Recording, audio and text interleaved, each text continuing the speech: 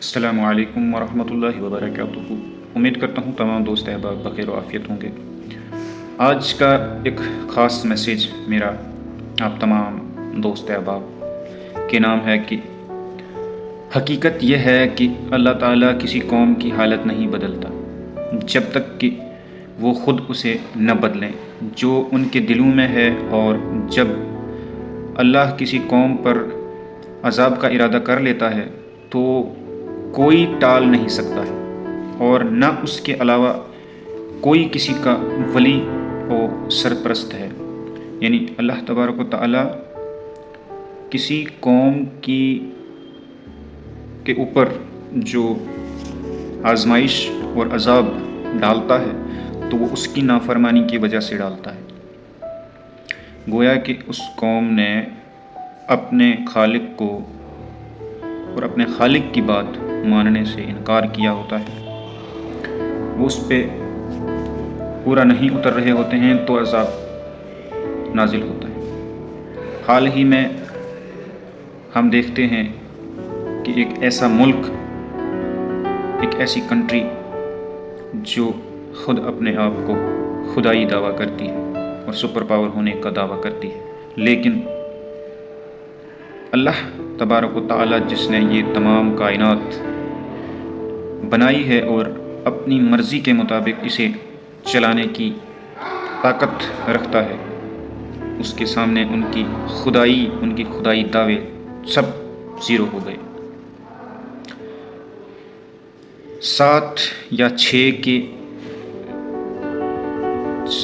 6 جنوری کے درمیان یا 8، ان 3 دنوں کے درمیان، مجھے ایکچولی یاد نہیں ہے،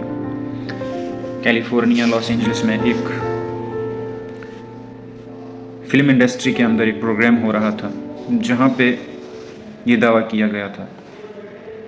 کہ خدا کی ضرورت نہیں ہے